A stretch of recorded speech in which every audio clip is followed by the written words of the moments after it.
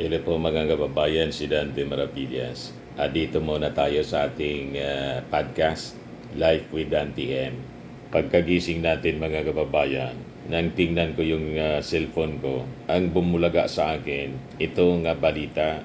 Ito, arestado sa NAIA ang isang babaeng pasahero mula Canada matapos umano magpuslit ng 24 kilo ng hinihilalang shabu na nagkakahalaga ng mahigit 164 million pesos. Ayon sa PNP Aviation Security Group, siya na ang ikalawang pasahirong Canadian na nahuli sa drug bust sa naturang paliparan ngayong Martes. Kahapon po, July 15, 2025. So, nakakalungkot mga kababayan ng ganitong mga balita kasi hindi natin maintindihan bakit pumapasok kayo sa ganyang uri ng hanap buhay. Alam ninyong bawal at nakakasira sa buhay ng ating mga kababayan. Ito siya.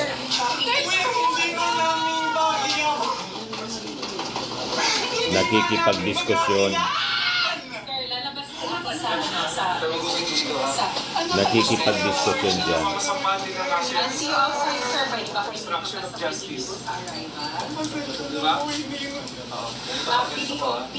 Dalawang babae po.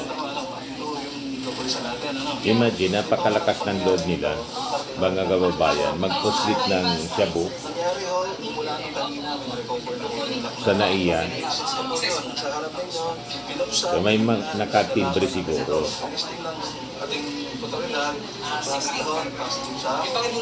So nahuli sila mga kababayan. Yan ba? Basahin natin yung mga reactions dito. Itong troll yata ito. Lagi itong nagre-react sa akin. Fake account yata yan. Mga supporters ng mga DDS po. Tanim droga sa NAIA. Paulit-ulit silang ganyan. Lahat na lang tanim bala, tanim droga, tanim sako, tanim buto. Yung sa sa missing sa Bungiro, pinagdududahan lahat mga kababayan na ginagawa ng gobyerno. Bakit hindi na lang tayo gumawa ng tama? Hindi naman tayo maghanap buhay ng maayos, marangal, ng legal. Iba po? Sabi ng isa pa dito, si NC Garcia, kung pakikinggan nakakaawa habang tumatanggi na hindi kanila, pero paano kung kanila naman talaga? Bakit nila gagawin? Alam naman na bawal. Sabi ng isa pa,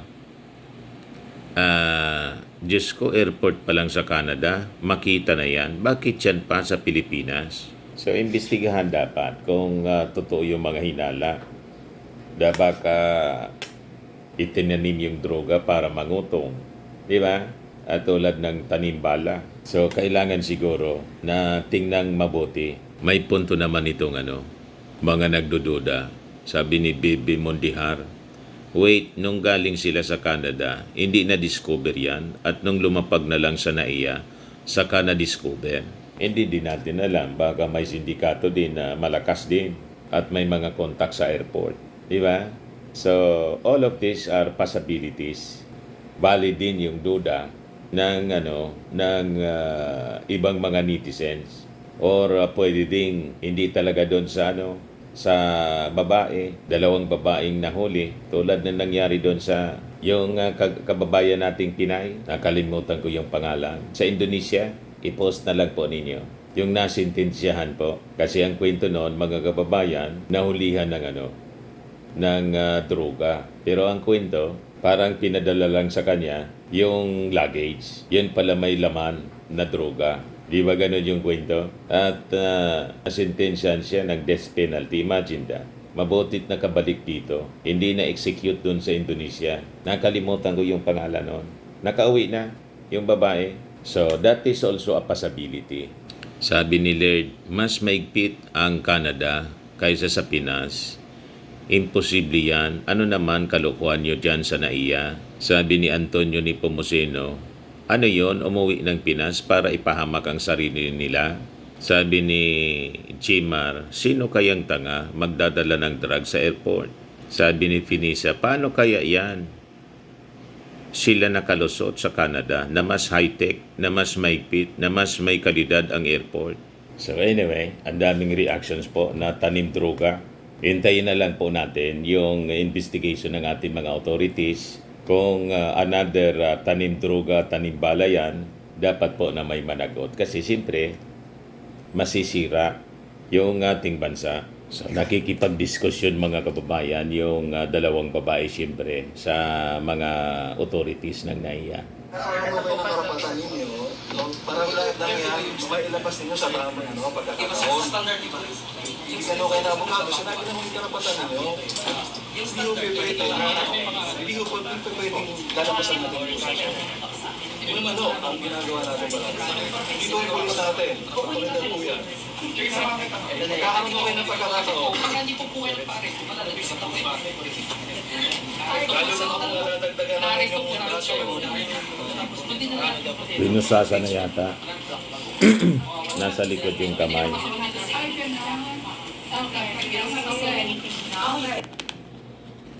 So, umiiyak siya. Hindi niya namin bagahiyan.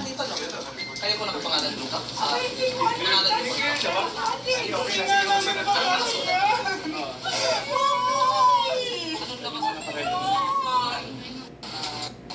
Hindi daw nila bagahe.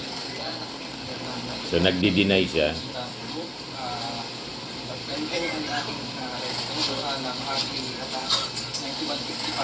So, binabasahan siya. May karapatan kang hindi magsalita na magsasabihin mo ang Miranda rights. sa lahat ng korte sa Pilipinas. May karapatan kang pumili ng sarili mong abogado, may kakayahan at malaya. Kung hindi mo ito kayang bayaran ang servisyo ng isang abogado, paglalaan ng gobyerno ng isa para sa iyo. May karapatan kang pumili ng doktor na mahusay at malaya na magsasagawa ng eksaminasyong pisikal. Kung hindi mo kayang bayaran ang servisyo ng doktor, ang gobyerno na ang maglalaan para sa iyo. Naiintindihan mo po ba ang karapatan nito? Isang babae man lang pala, sabi rito. Pero may kasama yata. Isa lang yung inaristo.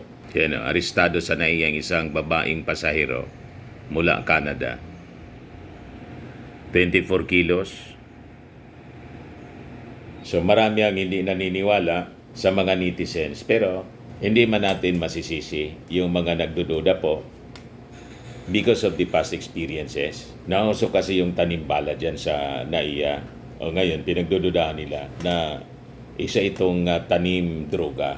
So, hintayin natin yung investigation ng ating mga authorities. I'm sure kung tanim bala ito or tanim droga pala, tulad ng tanim bala noon, may mananagot sa mga taga-NAIA. Tama pa. Meanwhile, tigilan muna natin yung haka-haka. Di ba? Kasi yung iba mga kababayan, ginawang politika na naman. Pumasok na naman yung mga DDS na mga trolls. Need na talaga maibalik ang Duterte. Nakakatakot na umuwi. Paano nakapasok yan sa airport ng Pinas? Idumaan pa yan sa airport ng Canada. Mas mabuti pag-uwi ng magdala at nakahubad ka na para sure na makarating ka sa bahay mo, hindi sa kulungan. Sabi naman ni Janet Medina, back then, it was the Laglag Bala scheme. Now it's Shabu, a demolition tactic aimed at discrediting the current administration. They have done this before during President Noynoy's time. They are skilled at finding an insider to carry out this scheme, backed by large sums of money for sure. Even already imprisoned, walang repentance, kawawang matanda. Let's pray for wisdom so we can discern the deception being played on the Filipino people. His group pretend to be pro-poor in anti-drug, but their actions tell a different story. Sabi ni Captain Bing, para sabihin na accomplished ang drug warden ni Bangag Kuno, para sabihin mas magaling ang admin niya kaysa sa dating admin ni Tatay D. Simple as that. Kita ninyo, na-politicize na, pinasok na ng ano. Yan ang problema po. Sabi ko nga, maghanap buhay na lang po tayo ng patas. Halimbawa, tanim droga ito. Di ang ibig sabihin, yung may mga gawa nito na tanim droga, mga taga-NAIA o mga authorities mismo para mangutong. Ganon. Pero kung halimbawa, totoo naman na may pinuslit o baka hindi man alam na nga babae ginamit lang yung kanyang pangalan. Kung anong operations ng mga sindikato, di natin alam. Di ba? O baka totoo din, nagpagamit din yung babae. So, importante, mga kababayan, maimbestigahan talaga ng maayos. So, dapat wala tayo munang konklusyon dito sa kwentong ito. Ang punto ko, pwede naman tayo na maghanap buhay sana ng patas. Di ba po? Magnegosyo na lang po tayo. Imbes na, hindi yung illegal na negosyo ha. Imbes na mag-isip tayo ng kung ano-anong katarantaduhan na hanap buhay. Tulad nitong ginagawa namin online. May ganun na niya, Mr. Maravillas. Inom muna tayo nito, mga kababayan. Itong I Am Worldwide Amazing Pure Organic Barley Powdered Drink Mix from Australia. Timpla tayo ng isa naman. Kahapon hindi ako nakainom nito. Yan po. Kami niya, Mr. Maravillas, gusto sana na magnegosyo din. Anong mabuting negosyo? Ito, pwede itong itry ninyo. Kailangan lang aralin ninyo kung anong gusto ninyong pasukin na negosyo. Dapat aralin ninyong mabuti. Ganon. Mag-attend ng mga seminars. Yun ang ginawa namin. May mga training seminars. Parang yung nag-apply ka ng trabaho. Importante na may orientation, training seminars para siyempre maging familiar ka sa trabaho. Kung sa trabaho, dito sa negosyo po. Ngayon, i-share ko sa inyo po itong nabasa natin na napakagandang tips para doon sa mga gusto na pumasok sa negosyo. Ito po, nadaanan ko lang dito. Maganda yung mga sinasabi niya rito. Before you start a business, swallow these 5 steps. Importante magbasa tayo ng magbasa para matuto. Inom muna tayo nito. Very healthy po siya.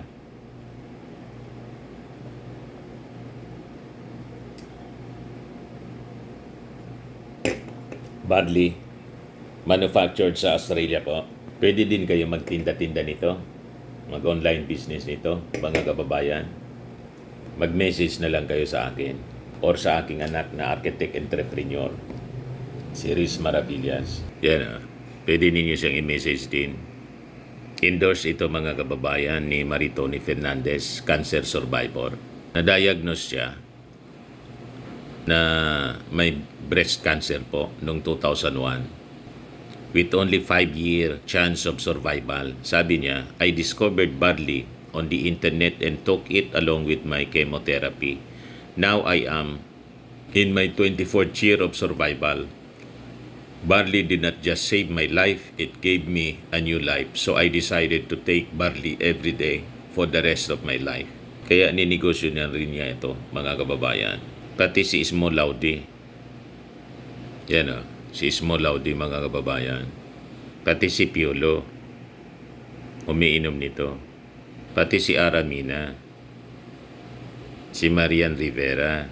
Dami naming stocks dito, mga kababayan. Pati si Manny Pacquiao. Kita ninyo si Manny Pacquiao? Hindi lang sa boxing siya ngayon. Kasi, siyempre, lilipas din yung galing niya. Although may bago siyang boxing fight ngayon sa linggo yata. Pero siyempre, lilipas din. Kaya nag-engage siya sa business. Di ba? So, ang daming negosyo ni Manny Pacquiao para pamana niya sa kanyang mga anak. So, ganon, mga kababayan. So, balikan natin yung ating kwento. Sabi dito, before you start a business, swallow these 5 steps. So, you want to start a business? Good. But before you post your resignation letter on social media with a new chapter caption, dapat niya mapakinggan muna ninyo ito. Ito yung truth about business. Ang negosyo is not a soft landing. It is a battlefield. It is not about freedom. in the beginning, it is about fighting for freedom. In chances of winning that battle are close to zero. Akala ko nga, nung panahon, nagsimula kami ng kung ano-anong mga negosyo. Ang akala ko po, puzzle lang. Ano nga yung puzzle? Puzzle. Meaning, akala ko madali lang mga kababayan. Puzzle kasi dito sa amin yung mga madali lang gawin. Pasilo na niya. Yun pala napakahirap. Sabi ko sa inyo sa kwento ko, 7 businesses ang pinasok namin ni Mrs. Kung ano-ano po. Nag-grocery kami. Nagtinda tayo ng nagbenta tayo ng mga damit at TW, paulugan.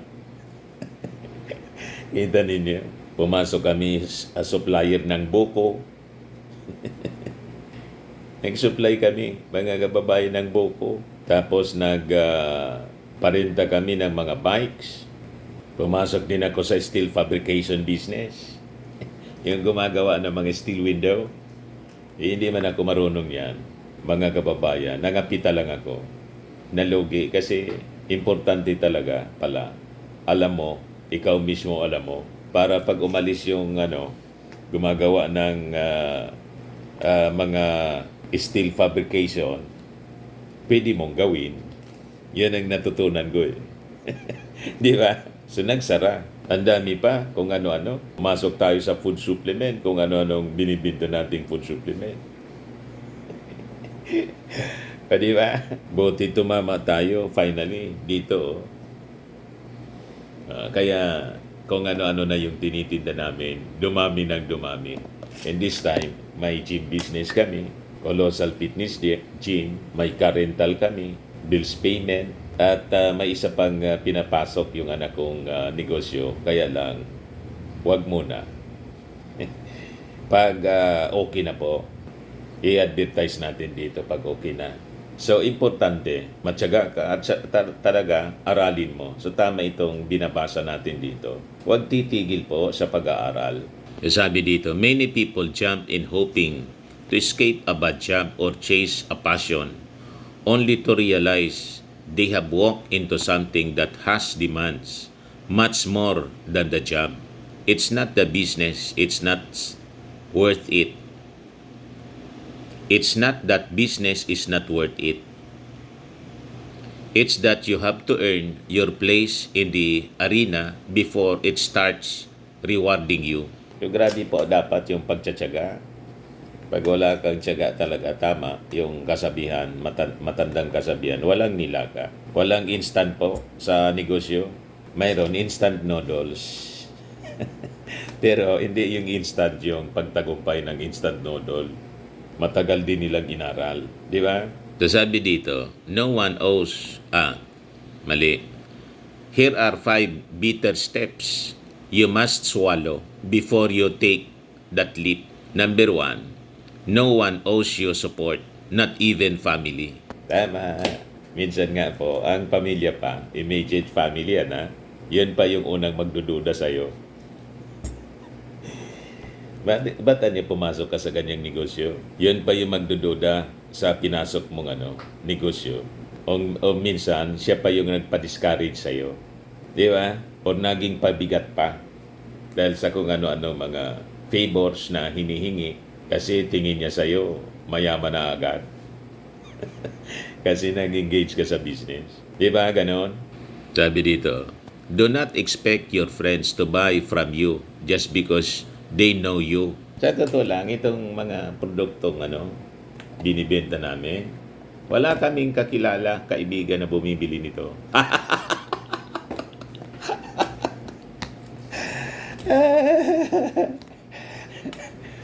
Sa totoo lang, ganon. Yung mga kaibigan ko, tinitingnan lang, ano yung business mo? Sabi ko, nagtitinda-tinda nito. Magkano naman yan? Sabi ko, gusto mo sa susunod na niya. Walang interest po yung mga kaibigan kakilala. Ang hirap kumbinsihin yung mga kaibigan at kakilala. Sa totoo lang, sa member ng family ko, walang bumibili niyan. Di ba? Baka niya makakontribute pa sa sa swerte. Di ba? So mag-isa ka.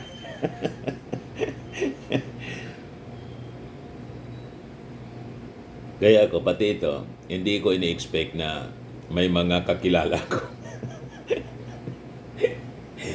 Ang bibili nito sigurado, mga strangers. Sanay na tayo, alam na natin. Yan, do not expect family to cheer you on or promote your hustle. You'll be lucky if they even take you seriously.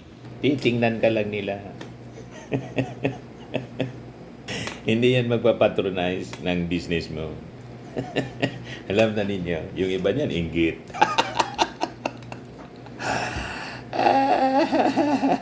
Yan o, sabi dito, most of your early customers will be strangers. Why? Because strangers do not care about your past. They care about the value you offer. Build something so good, they cannot ignore you. Even if your cousins do. In short, be prepared to go the full length alone. Family and friends only show up when there is something to chop. Pag nakita na nila na yumaman ka na, matagumpay ka na, lalapit yun. Mangungutang.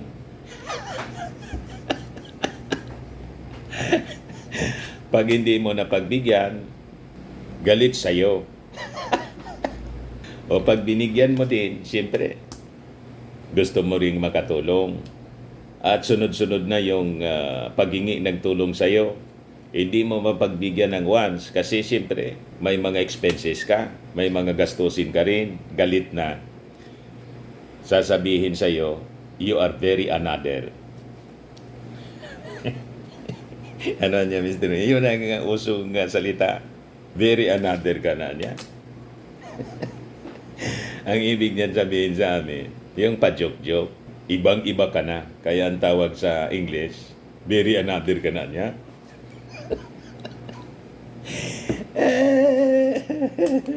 Nagbago ka na niya, very another. Ang tawag dito sa amin yan. Di ba totoo pa? Kung nakaka-relate po kayo, post your comments, share your experiences. Galit na yan sa'yo. Limot na niya yung mga ginawa mong kabutihan na pinagbigyan mo naman siya. Hindi lang once, twice, thrice, many times. Yung napakaraming ginawa mong mabuti, limot yan lahat. At sasabihin niya, ichichismis ka. Si Mr. Maravillas niya, umangat lang sa buhay, napakasama na ng ugali.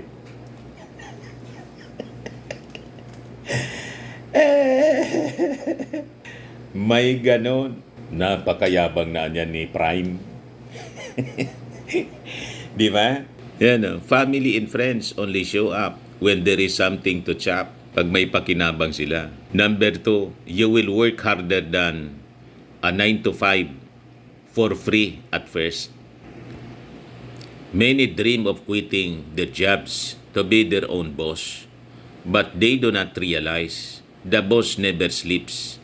In your 9 to 5, you had one role, which pays no matter what. If they don't pay you, it's a debt.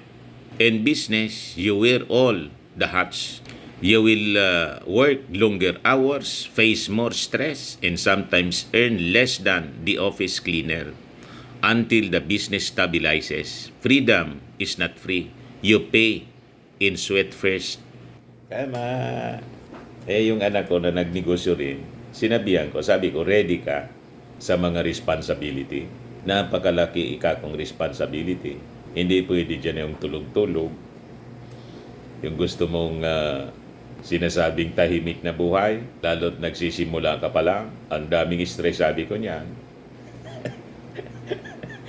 Pag ready ka sa lahat ng bagay, sa mga sakripisyo at responsibilities, lalo sa mga kliyente, sa pag-aasikaso sa kanila, then, diretso mo yung iyong mga plano. Di ba? Yan ang ibig sabihin dito. Kasi nagsisimula ka pa lang. So, importante talaga, ma-acquire mo yung mindset na tama. Mindset ng mga negosyanteng matagumpay. Kaya kami nagtanong-tanong. Huwag mayang magtanong. magpaturo. Kaya ako kahit ganito na yung edad ko, lagi akong nagtatanong at nagpapaturo. Huwag assuming na alam mo na. Di ba? Number 3, sabi rito, money problems don't disappear. They multiply. If you were reckless with personal finances, expect 10 times the consequences in business.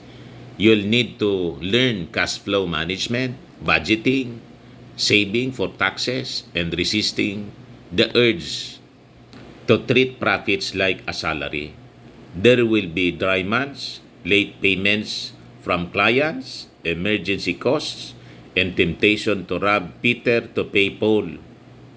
Business does not fix your money habits. It exposes them. Matuto na humawak ng pera, yung cash flow management. Pag hindi po, tapos. Lalo yung mga paggastos po. Baka yung ginagastos mo, yung kapital mo na, bagsak. Di ba? Number 4, talent is not enough. Systems win. You might be gifted, you might have great ideas, but talent without systems will burn you out. You need repeatable processes, automation, checklists, scheduling tools, and delegation. Without them, your business will collapse the day you fall sick or you go on leave. The best businesses don't run on genius, they run on structure. Tama po. O ito yung last. You'll be forced to grow or you will quit. Business will challenge every part of who you are. You will deal with the rude clients, copycats, cash shortages, useless and wicked employees, broken partnerships, tough decisions, and crushing doubts. Ganun po, dapat punong-puno ka ng pasensya sa negosyo. Pag mainitin ang ulo mo, lalo ang mga empleyado po, hindi naman lahat. May mga responsible din. Pero sa experience namin po, talaga kung wala kang pasensya, tama yung kasabihan, patience is a virtue. Talagang magkikwit ka na lang. So yun ang mga matututunan mo sa pagpasok sa negosyo. Yan you'll deal with rude clients, copycats, cash shortages, useless and wicked employees, broken partnerships, tough decisions, and crushing doubts. May mga tao na iba-ibang ugali na mga encounter ka. May mga promises na made to be broken. Akala mo okay na supplier mo. Yun pala, budol. Di ba? May mga empleyado din na ganun. Sige lang ang advance. Budol din. Pag hindi mo na napa-advance, iiwan ka. Hanap ng ibang trabaho. Kung wala kang pasensya at hindi ka marunong paano maglaro sa buhay, paano i-deal ang ganyang uri ng mga tao, you'll just quit. Kasi sabi dito, the version of you that starts the business will not survive unless it evolves. You'll need to become more resilient, emotionally intelligent, and disciplined, focused, and strategic. Kaya yung mga yumaman na negosyante, ang dami niyang pinagdaanan mga kababayan. Kahanga-hanga kung bakit inabot nila yung tugatog ng tagumpay. Kaya makikita ninyo mga kababayan, pag nakausap mo yung may-ari mismo ng malaking kumpanya, madaling kausap po kaysa sa mga empleyado.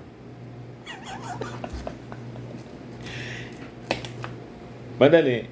Yung mga mayayaman po, walang paligoy-ligoy magsalita. Kausapin ninyo sila. Mababait ang karamihan sa kanila. Hindi basta sila napipikon sa mga masasamang ugali. Hindi basta sila napipikon. Na-trade na sila kasi ang dami nilang pinagdaanan. Dami nilang encounters sa iba-ibang uri ng tao. Kung paano pakisamahan. Kaya pag inabot na nila yung tugatog ng tagumpay tulad ni Henry C., ni Lago Kongwi, mga Ayala, humanga ka talaga sa kanila.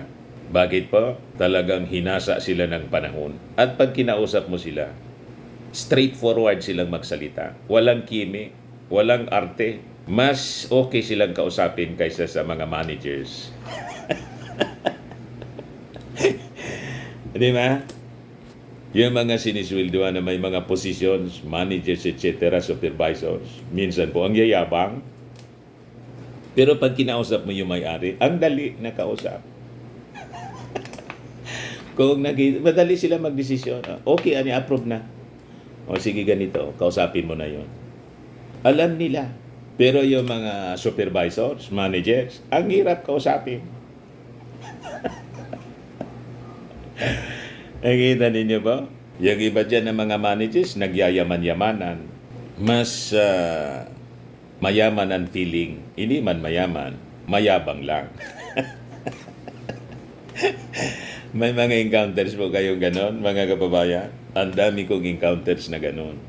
Mas magandang kausap po yung may-ari kaysa sa...